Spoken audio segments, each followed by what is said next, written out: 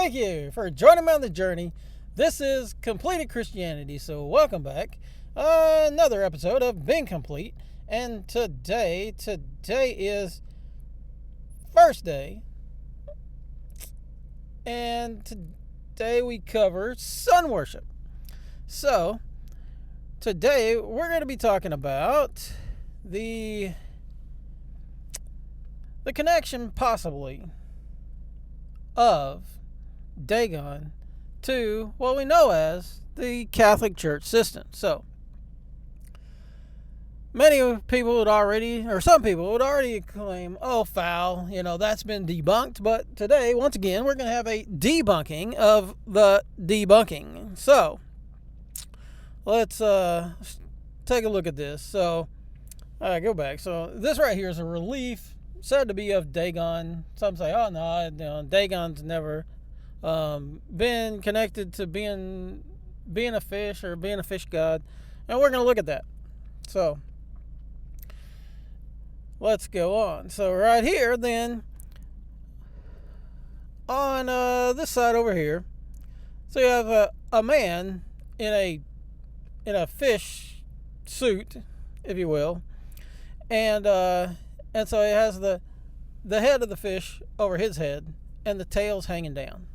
All right, and so the fish mouth opens at the top, and then on the other side here you have it depicted as like with the papacy, and how that the mitre is open like a fish, and so on the left it's supposed to be said to be a priest of Dagon, and he's got like a pail of holy water and sprinkling the holy water.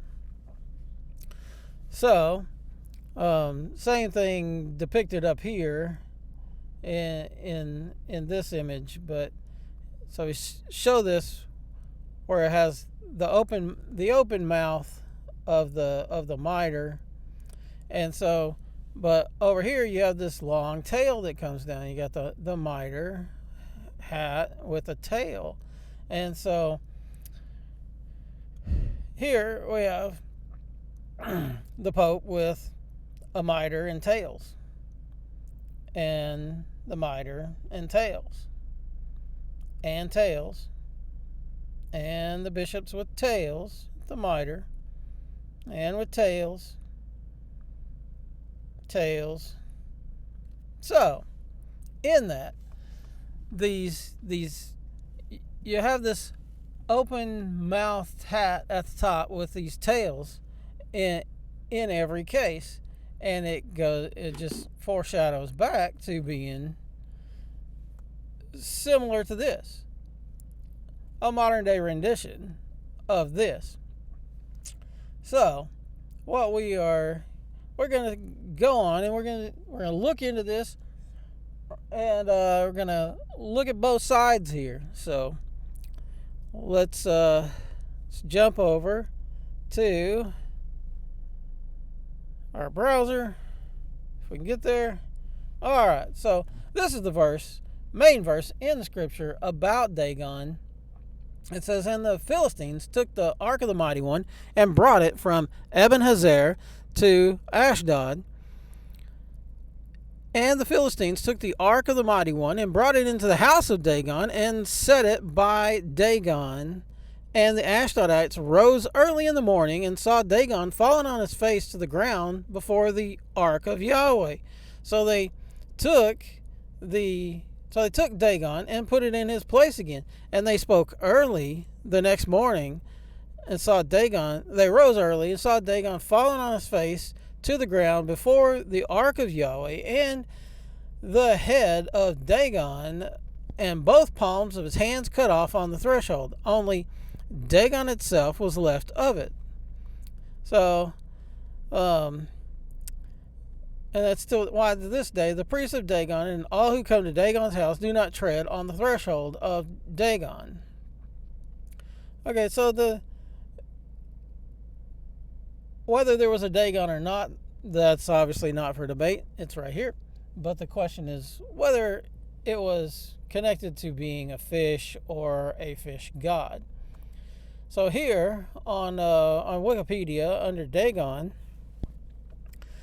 they're going to give us a basic summary of what Dagon is. He was a god worshipped in ancient Syria across the Middle East, across the middle of the Euphrates, with temples located in Tutul, Turkey, through many attestations of this cult from cities such as Mari or Mary and Emar as well. So, and it's also that he was regarded as the father of God, similar to the Mesopotamian Enlil or the Hurrian Kamarbi.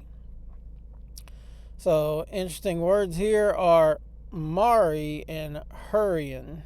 These are connected to water. Dagon, if he's a fish god, it's connected to water. So, this page here, so this is going to argue that it's not a fish god, never was. It's only a misinterpretation, and such, I believe, like this right here is in the Louvre as Dagon.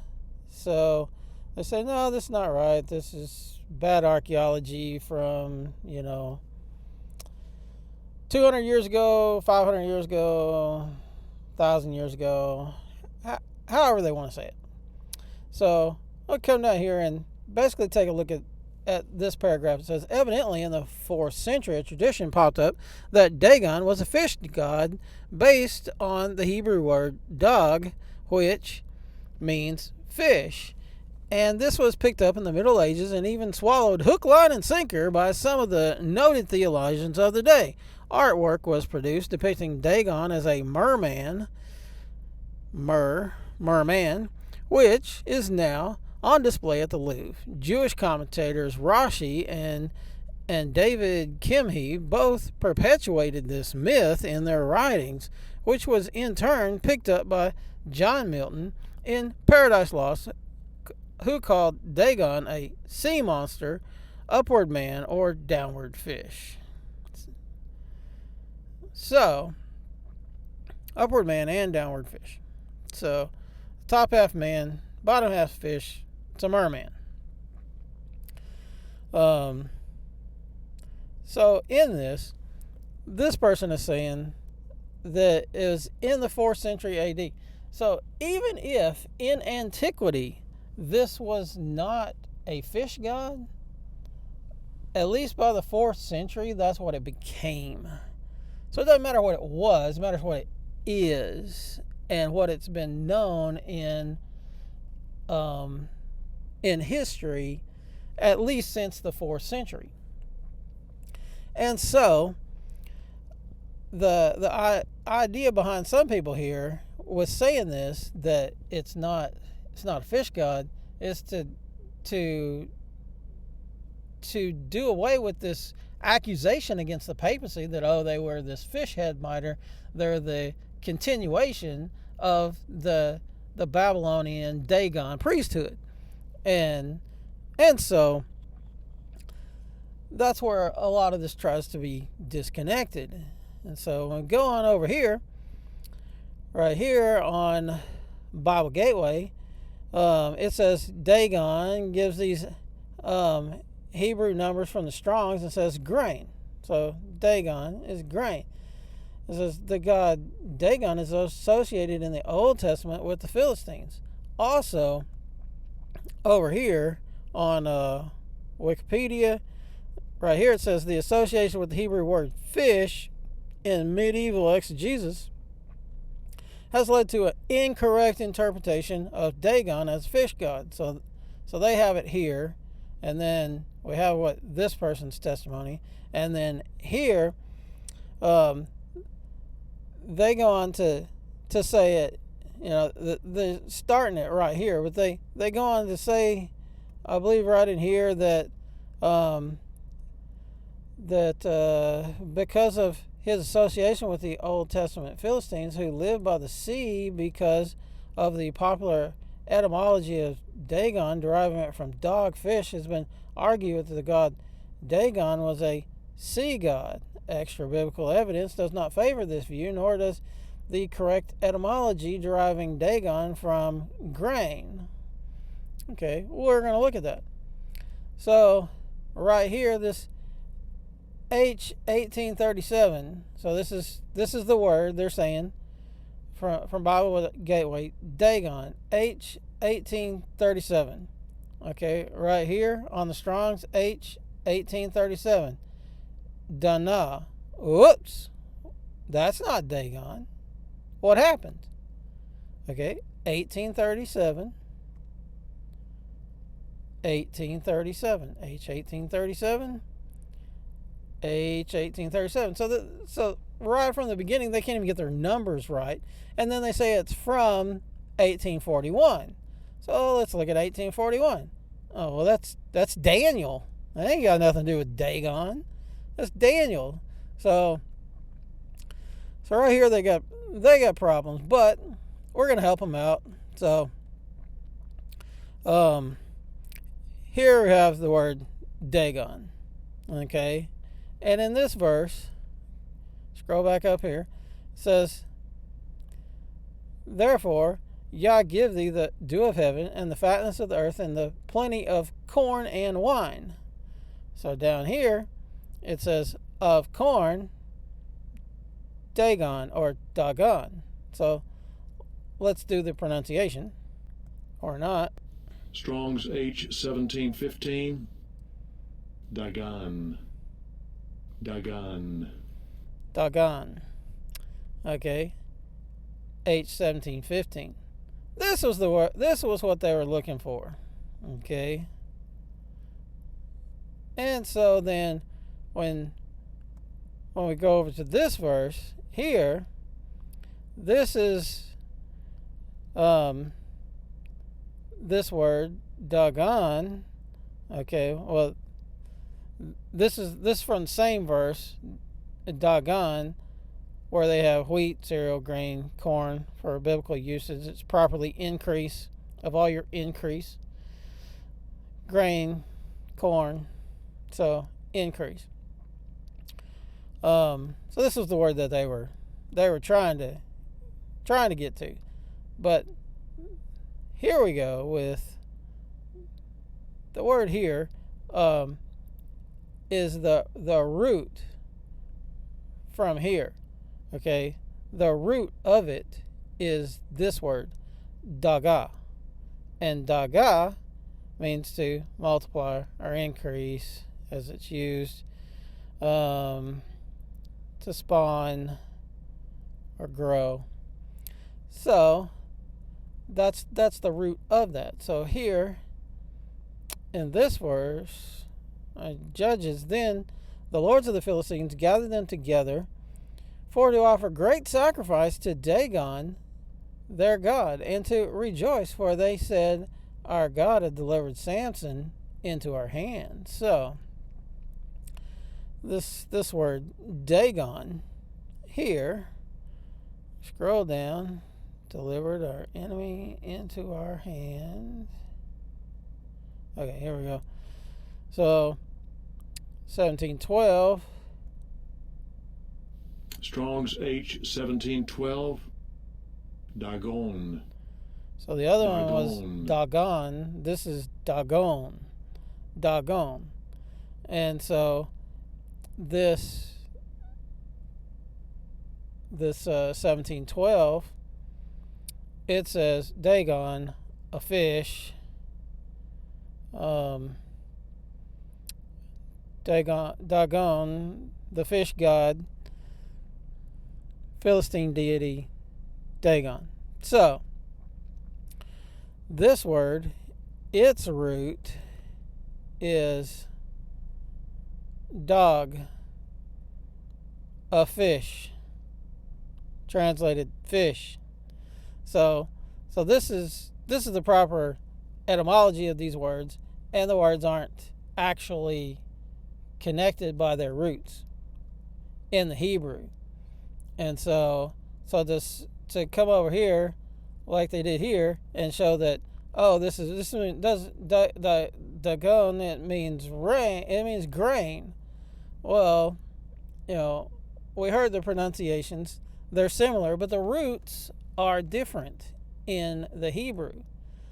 Um, and so you have a added letter for the one that means grain in the root. So, come back here. So the thing is, okay, it doesn't matter what the actual antiquity originally was. It's what did it come to be. Just like there's words today that we have in our modern English that the words used to mean something else and now they mean something else.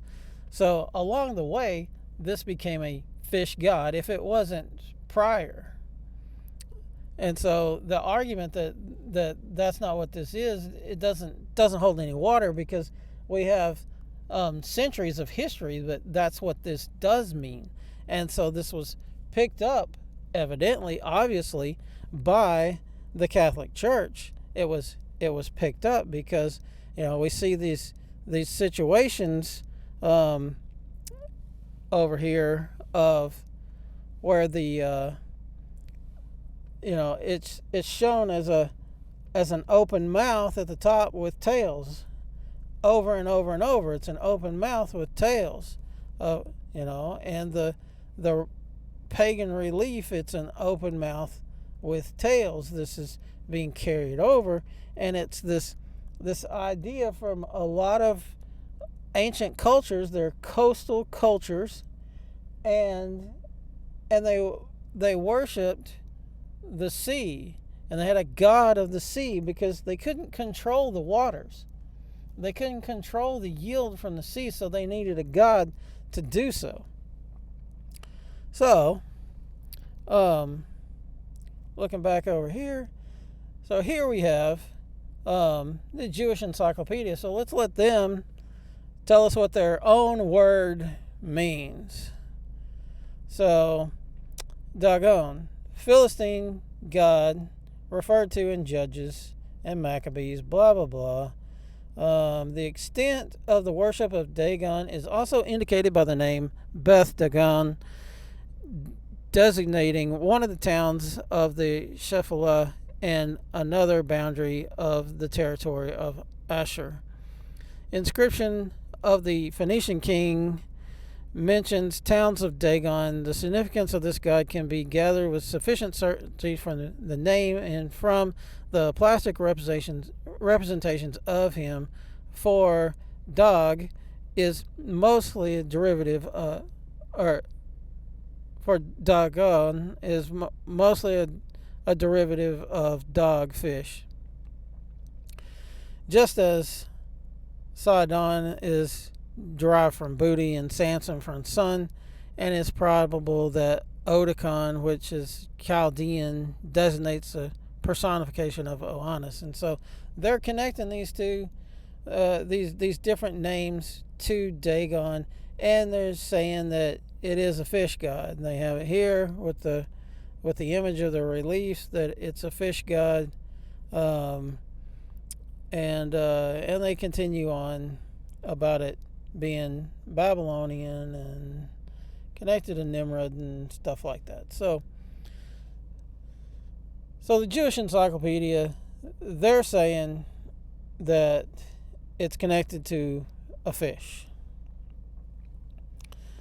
So this is a Catholic encyclopedia, New Advent Encyclopedia. A Philistine deity, it's commonly admitted that the name Dagon is a diminutive form, hence a term of endearment derived from Semitic root dag, which means accordingly little fish.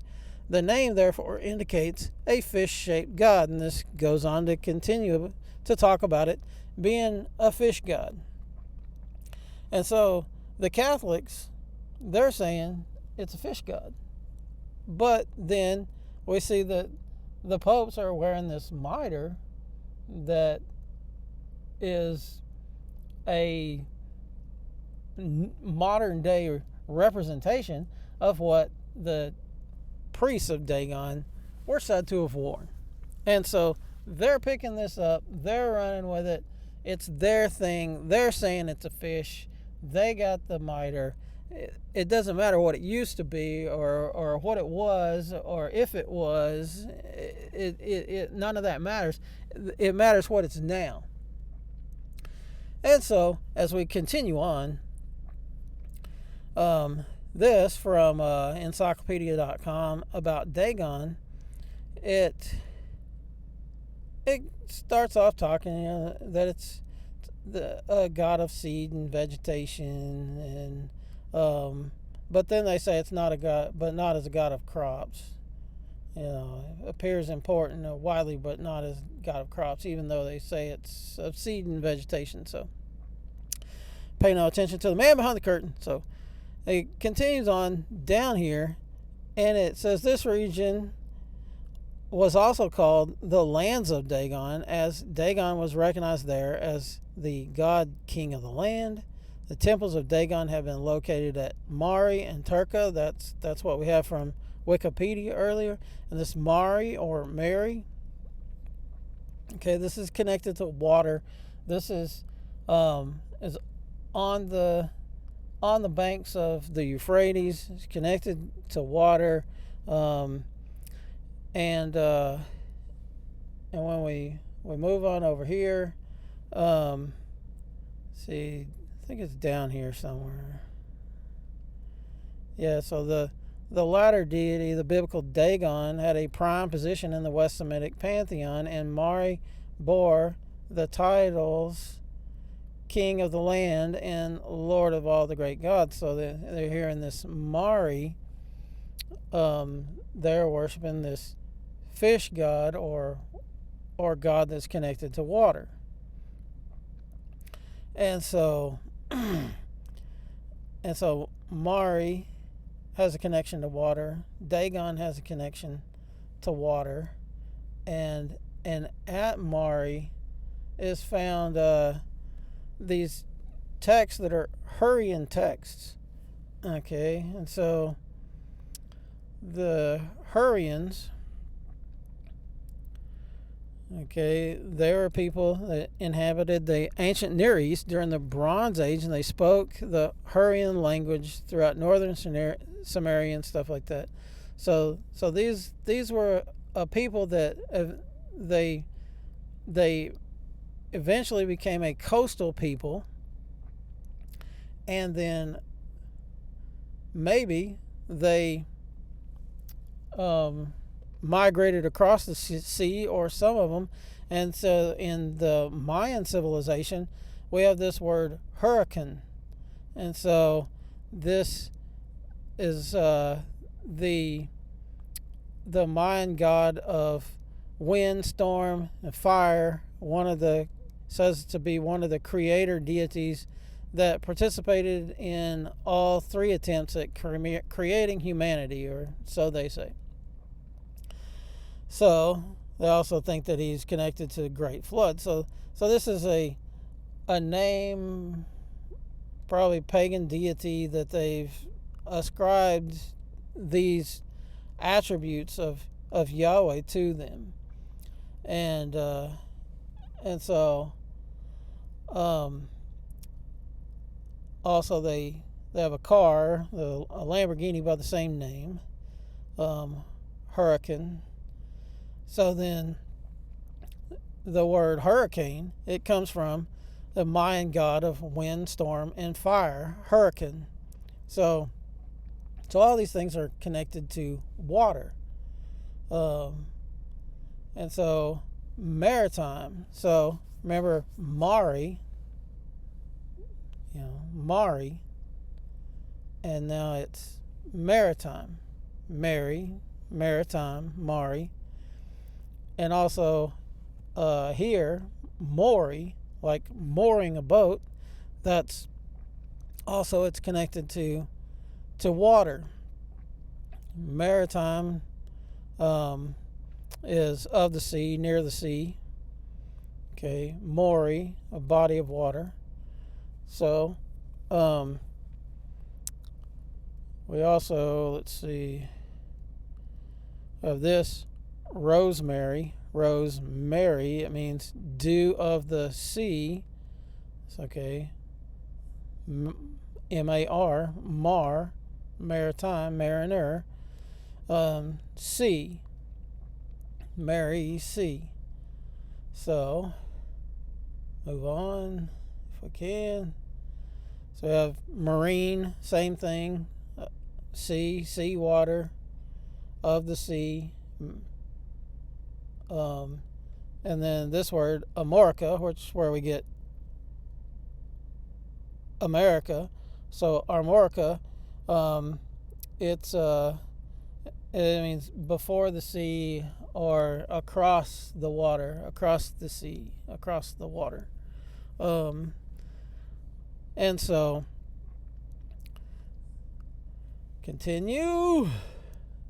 So then on Mary here, on etymology as well, says feminine proper name, Old English Maria or Marie, the name of the mother of Yahshua, from Latin Maria, Greek Mariam,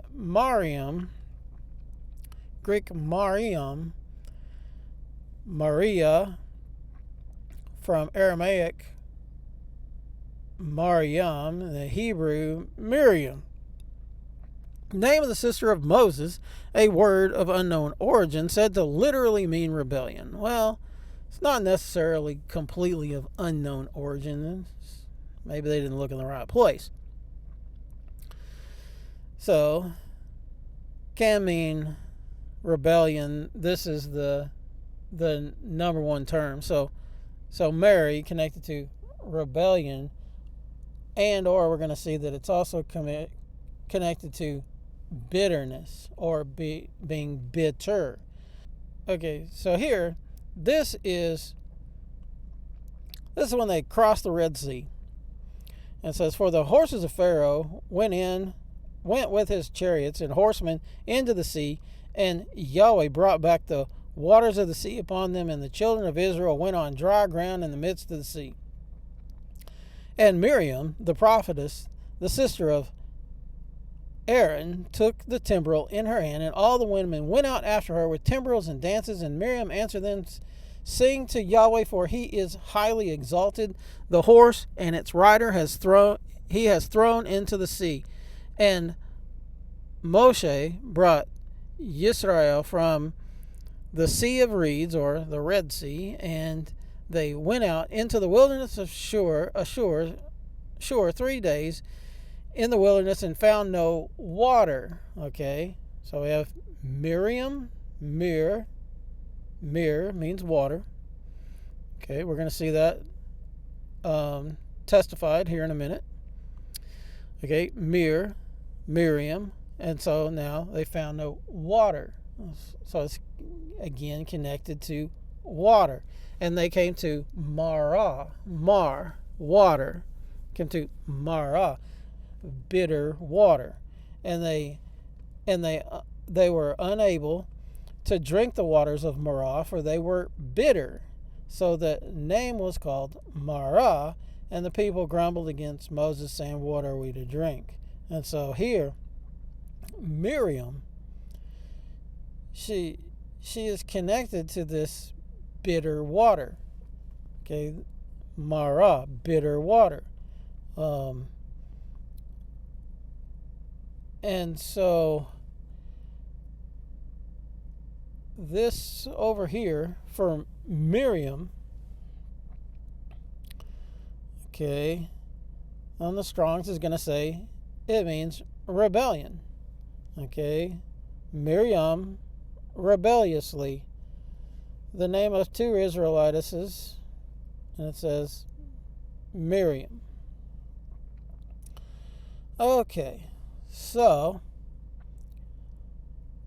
this right here, for that same passage that we were reading, when they came to Marah, and when they came to Marah, right here, Marah, okay, this is the word there for Mara means bitter, bitter. So Miriam, Mary, is connected to this bitter water, bitter water. The sea is bitter water. It's salty, it's bitter. You can't drink it. Okay, so here we go. So this is where we're going to get this attested to, that Miriam, mir is water. So this person says, I'm wondering about Miriam, who she was, and what does the name Miriam mean? So this is asked the rabbi. So the rabbi says, Miriam was the daughter of Aram, leader of the Israelites in ancient Egypt, of Yocheved, both leading families of the tribe of Levi. As such, she was also the sister of Aaron and Moses. Torah refers to her as Miriam the prophetess, and the Talmud names her as one of the 7 major female prophets of Israel. Scriptures describes her alongside of Moses and Aaron as delivering the Jews from bondage in Egypt. For I brought you up out of the land of Egypt and redeemed you from the house of slavery, and I sent before you Moses, Aaron, and Miriam. According to the Midrash, Targum Micah 6:4, just as Moses led the men out of Egypt, so did Miriam lead the women. Similarly, as Moses taught the Torah to men, so too Miriam taught the Torah to women. Miriam, the oldest child of Aram, Yocheved, her being 3 years older than Aaron, although there are various opinions through the Talmudic sources of Miriam's own family relations. So down here there are several meanings behind the name Miriam, spelled Mem, Resh, Yud, Mem. In Hebrew, which various Jewish sources relate to either bitter water or rebellion or elevation, and it's as follows. So, one meaning is based on the letters Mem, Resh of her name, spelling Mar, which means bitter.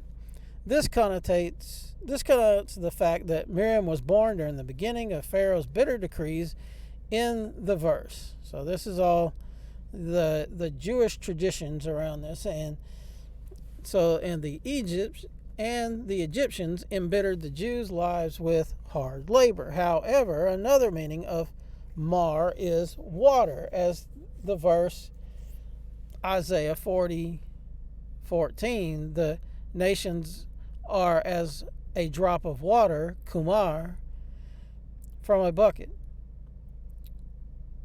Miriam's strong association with water includes her involvement in the saving of Moses in the Nile, singing praise to Yah after crossing the Sea of Reeds, and a special well or spring of water called the Well of Miriam. In her merit, this well miraculously provided water for the Jews by accompanying them throughout their wanderings in the wilderness.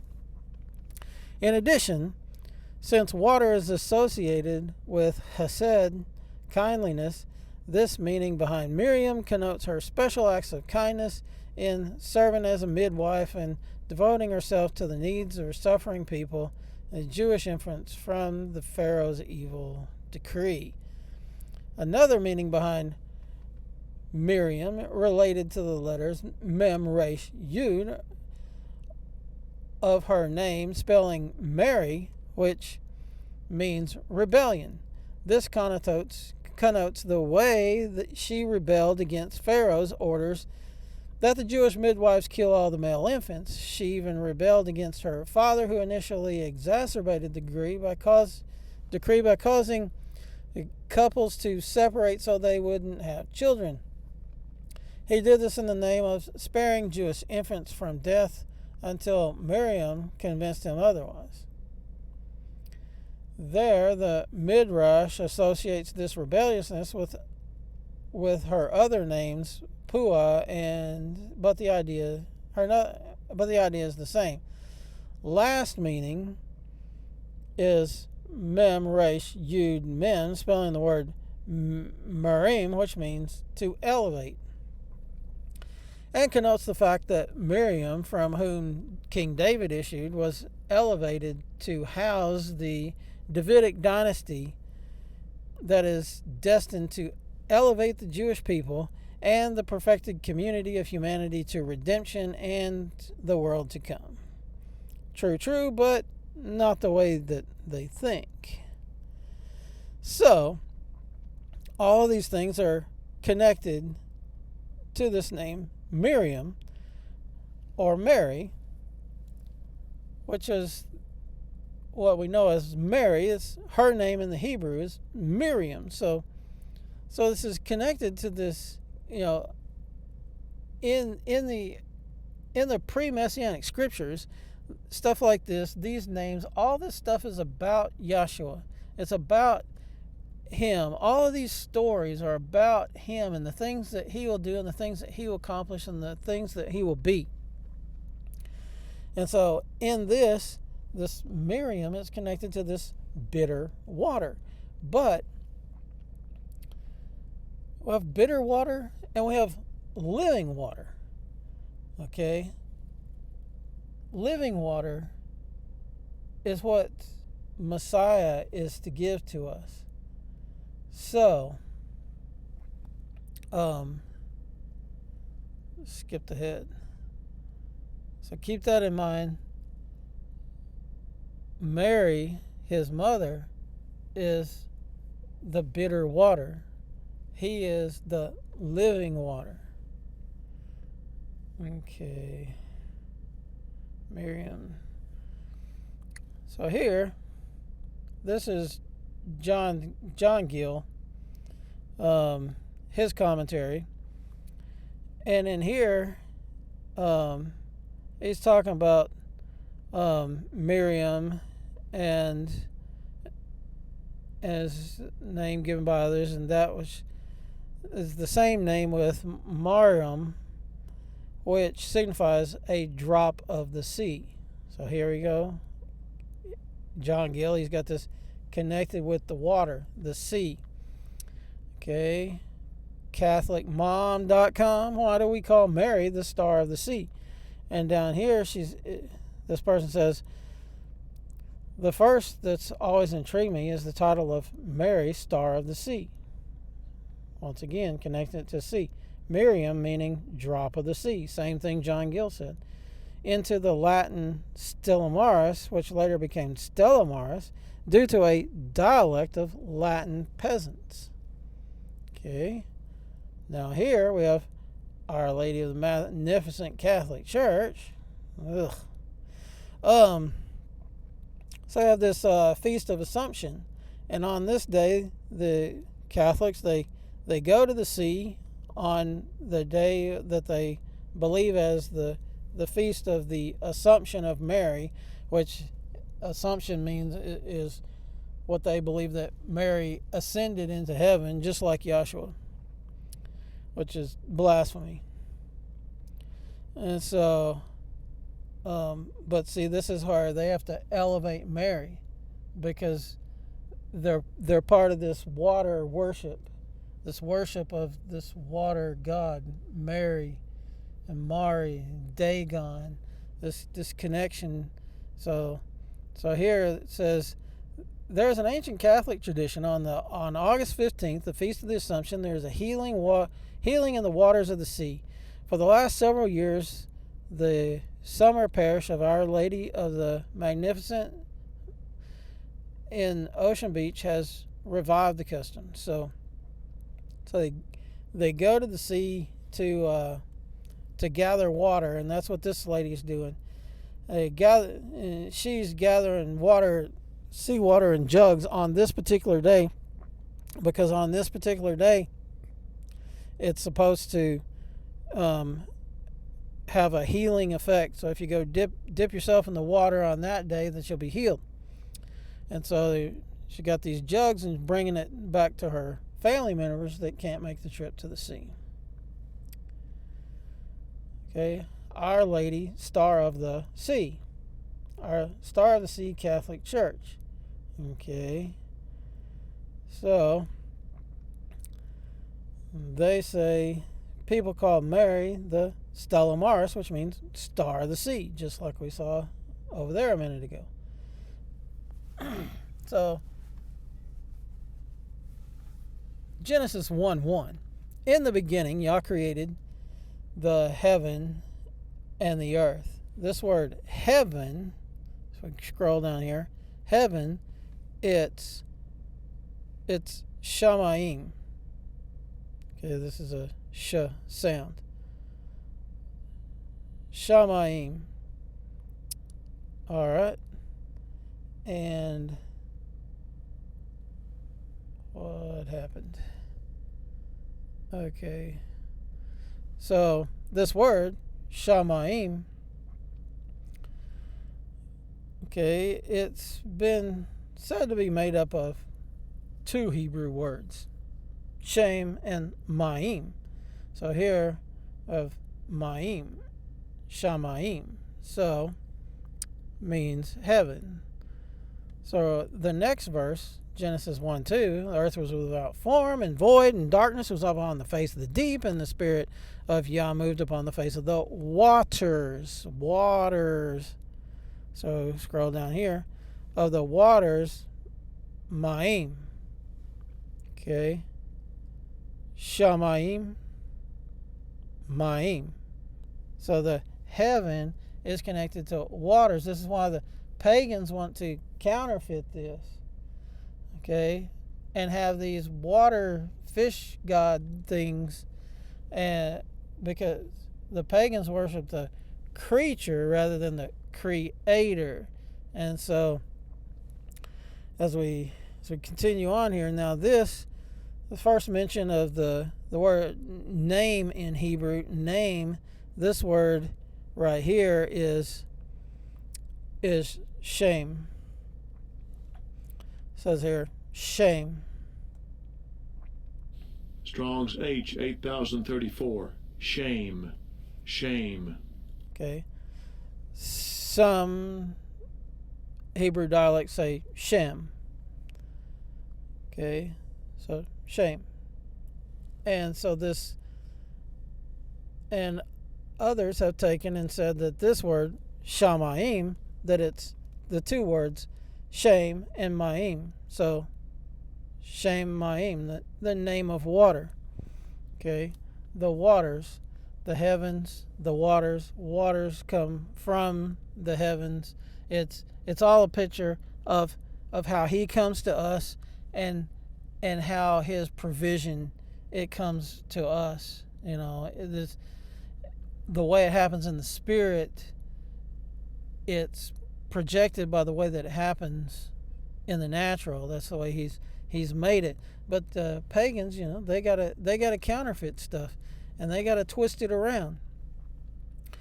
And so they make it to where there's two kinds of waters. There's this bitter water, and there's the living water.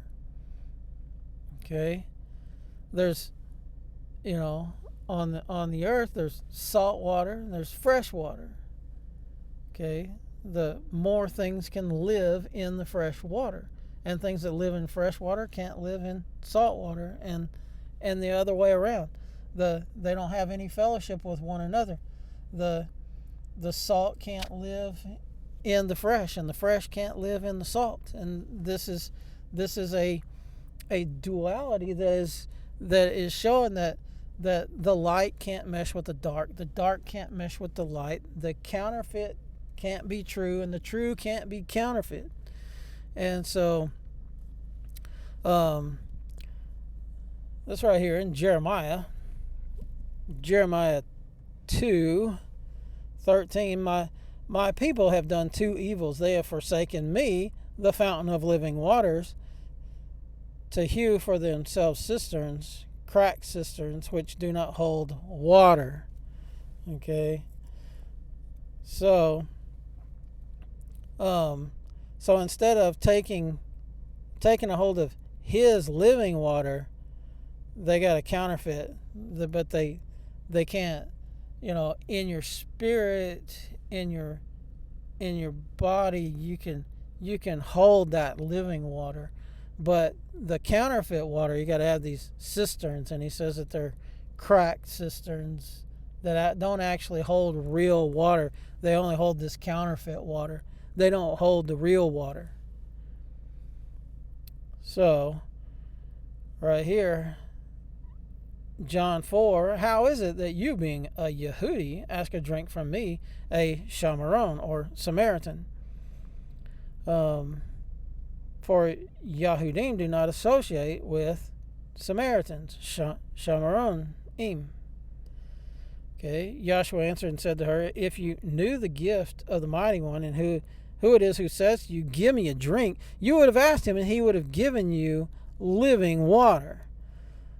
Okay, so he gives the living water, but like in religion and paganism, and through the system we have as the Catholic Church, they turn to the bitter water. Okay, it's the creation, not the creator. Okay, the living water comes from the creator. So this verse, John 7:37, and on the last day, the great day of the festival, so last day of Sukkot, the 8th great day, the great day of the festival, Joshua stood up and cried out, saying, if anyone thirst, let him come to me, and let him who believes in me drink. As the scripture said, out of his innermost shall flow rivers of living water. And he said this concerning the Spirit, which those believing him were about to receive, for the set-apart Spirit was not yet given, because Joshua was not yet esteemed. So this living water, it comes through him, from him, through the Spirit. Spirit is his.